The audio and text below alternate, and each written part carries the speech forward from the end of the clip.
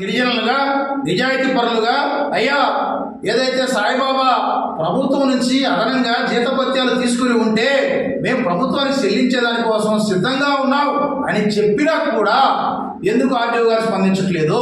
ఎందుకు ఆర్డీఓ గారు పై అధికారులను తప్పుదోవ పట్టిస్తా ఉన్నారు? మాకు అర్థం కావట్లేదు. దీని వెనక పెద్ద కుంభకోణం ఉన్నట్లు మాకు అనుమానాలు ఉన్నాయి. దీని మీద సమగ్రంగా విచారణ జరిపి న్యాయం చేయాలని చెప్పి కోరుతాం. కలెక్టరేట్లో ఉండేటువంటి ఎస్ఆర్ ఇది ఎట్లా బయటకు వచ్చింది?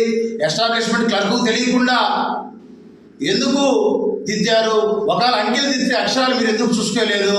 అలాగే డ్రాయింగ్ ఆఫీసర్ ఎవరు? వీళ్ళందరి మీద కూడా విచారణ జరిపి ఏదైతే గిరిజన ఉద్యోగికి న్యాయం చేయాలని చెప్పి మేము కోరుతా ఉన్నాం. ఇది జరిగి ఎన్ని రోజులైంది? ఆయన జనవరి 24వ తేదీన ఈ విషయం తెలిసింది. ఆ రోజు నుంచి మా వాళ్ళందరూ మా యొక్క సాయిబాబా కానీ వాళ్ళ కుటుంబ సభ్యులు ఆర్డీఓ కార్యాలయం చుట్టూ తిరుగుతూ ఉంటే ఇంతవరకు కనీసం సమాధానం లేదు. మా వాళ్ళు అనేక సార్లు ఆర్డీఓ గారిని కలిసి ఇతర అధికారులను కలిసి జాతీయ రాష్ట్ర ఎస్టీ కమిషన్కి ఫిర్యాదు చేస్తే ఇప్పుడు మేల్కొని అసలు దోషుల్ని వదిలేసి గిరిజన ఉద్యోగిని బలి చేయాలని చెప్పి చూస్తూ ఉన్నారు. ఇది కట్ కాదు అని చెప్పి మేము సందర్భంగా తెలియజేస్తా ఉన్నాం. ఇంకోటి కూడా తెలియజేస్తా ఉన్నాం. ఏదైతే కావాలి ఆర్డీఓ గారు మాకంటే ముందు ఎమ్మెల్యే గారికి సాయిబాబా తప్పు చేశాడని చెప్తా ఉన్నారు. కలెక్టర్ గారికి సాయిబాబా తప్పు చేశాడని చెప్పి మాకంటే ముందు సమాచారం చెప్తా ఉన్నారు. ఎందుకు ఆర్డీఓ గారికి ఇంత ఇంట్రెస్ట్ ఈ విషయంలో? ఎందుకు ఆర్డీఓ గారు గిరిజన ఉద్యోగ విషయంలో ఇట్లా వ్యవహరిస్తూ ఉన్నారో మాకు అర్థం కావట్లేదు. అందుకని మేము ఒకటే కోరుతా ఉన్నాం, ఏదైతే ఈ విషయం మీద ఖచ్చితంగా సమగ్ర విచారణ జరపాలి. ఎవరైతే ఎస్టాబ్లిష్మెంట్ క్లర్క్ మీద చర్యలు తీసుకోవాలి, సూపరింటెండెంట్ మీద చర్యలు తీసుకోవాలి, అందుకు బాధ్యులైనటువంటి అందరి మీద చర్యలు తీసుకోవాలి. అలా కాకుండా గిరిజన ఉద్యోగం బలి చేస్తాం, గిరిజన ఉద్యోగం మీద చర్యలు తీసుకుంటామంటే మేము ఒప్పుకునేటువంటి సమస్య లేదని చెప్పి తెలియజేస్తూ మేము ఈరోజే తెలియజేస్తా ఉన్నాం, రేపు శనివారం లోపు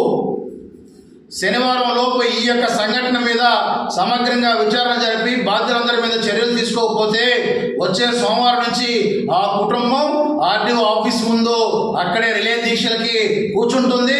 మేమందరం కూడా ఆ కుటుంబానికి సపోర్ట్ చేస్తాం. గిరిజన ఉద్యోగికి న్యాయం చేసే వరకు కూడా మా యొక్క మద్దతు, మా యొక్క సపోర్ట్ ఉంటుంది. మేము కూడా ప్రత్యక్షంగా ఆందోళనలో పాల్గొంటామని చెప్పి మేము సందర్భంగా తెలియజేస్తాం. ఎందుకంటే ఇలాంటి పరిస్థితి మాకు ఎక్కడా ఉత్పన్నం కాలేదు.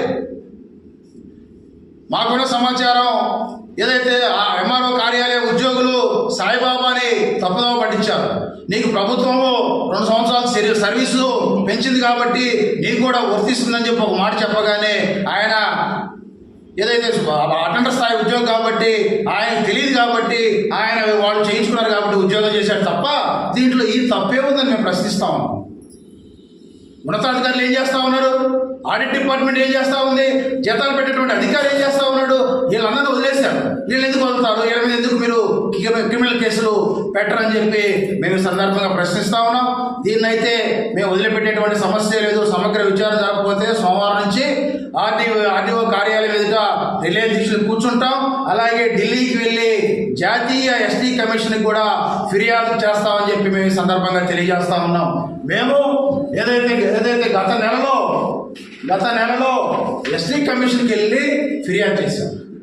ఎస్టీ కమిషన్కి వెళ్ళి ఫిర్యాదు చేసిన తర్వాత ఇప్పుడు ఎవరైతే తప్పు చేసిన వాళ్ళు వదిలేసి గిరిజన ఉద్యోగం బలి చేసేదానికోసం, మసిపూసి మారడి పని చేసేదానికోసం గిరిజన ఉద్యోగి మీద మీరు కేసు పెడతారా అని చెప్పి మేము సందర్భంగా ప్రశ్నిస్తూ దీన్ని తీవ్రంగా ఖండిస్తూ ఉన్నాం. శనివారం లోపు దీని మీద సమగ్ర విచారణ జరపాలి, బాధ్యులందరి మీద చర్యలు తీసుకోవాలి. అలా తీసుకునే పక్షంలో ఖచ్చితంగా మేము ఆర్డీఓ ఆఫీస్ ఎదుట దీక్షలు కూర్చుంటాం. అవసరమైతే ఆర్డీఓ కార్యాలయాన్ని ముట్టడిస్తామని చెప్పి కూడా మేము సందర్భంగా తెలియజేస్తాం. అందుకని నమస్కారం, నా పేరు కల్లూరి పెంచులయ్య, యానాదుల సంక్షేమ సంఘం రాష్ట్ర అధ్యక్షుడిని.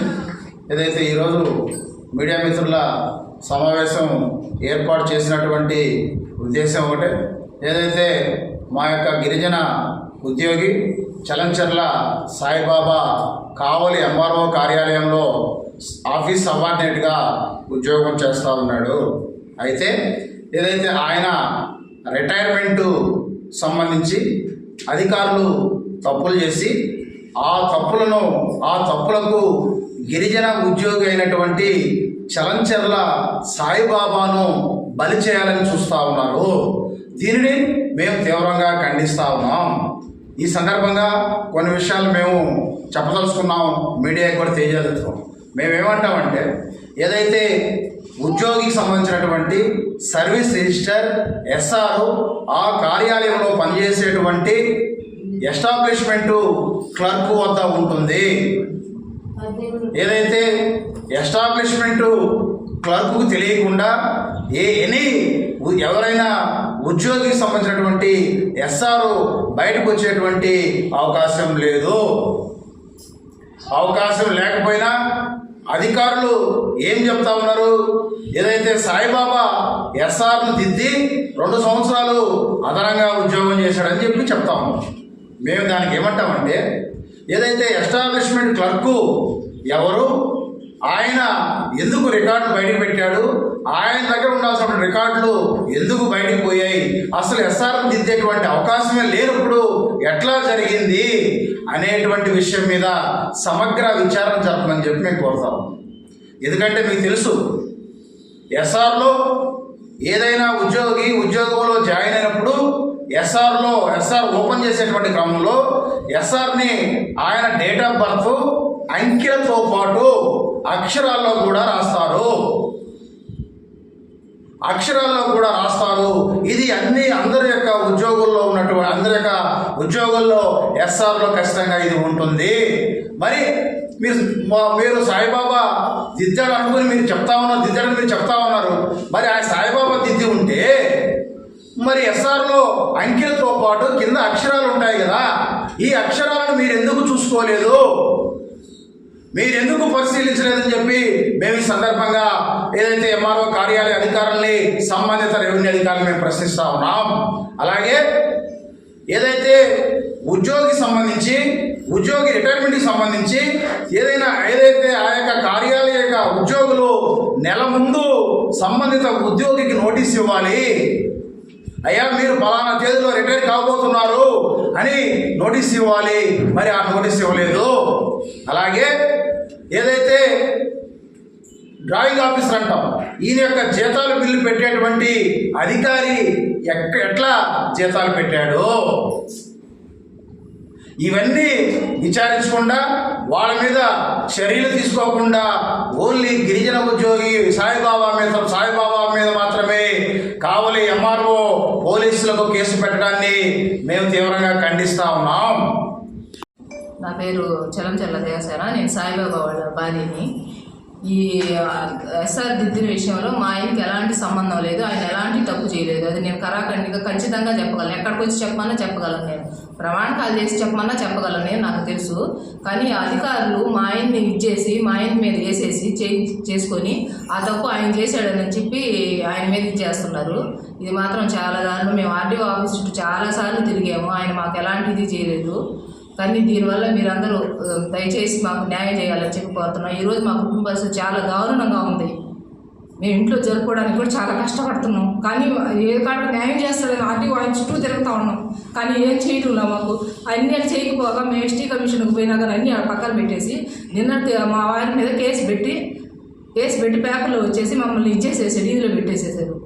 కానీ ఇది పద్ధతి కాదు, మాకు అసలు ఎలాంటి సంబంధం లేదు. మా ఆయన చదువుకున్న 4వ తరగతిలో ఆ రోజుల్లో నైట్ డ్యూటీలు చేసి ఉద్యోగం తెచ్చుకున్నాడు. ఆ సంగతి వాళ్ళకు కూడా తెలుసు, దానికి కూడా మేము చెప్పాము. మేము సర్టిఫికేట్లు కావాలంటే దానికి చెప్పాము. కానీ ఇది వాళ్ళే చేసి మా వారిని బ్లేమ్ చేసి వాళ్ళు తప్పించుకునేదానికి మా ఆయన ఇచ్చేసారు. నా భర్తను బలి చేసి ఈరోజు మా కుటుంబం ఏంటంటే బజార్లో పడిపోయింది, రోడ్లో ఉన్నాం మేము.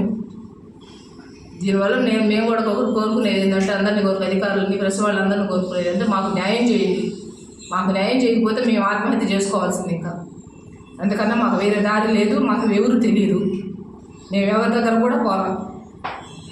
మాకు సపోర్ట్గా మా ఎస్టీ వాళ్ళని తీసుకొచ్చుకున్నాం, మా లీడర్స్.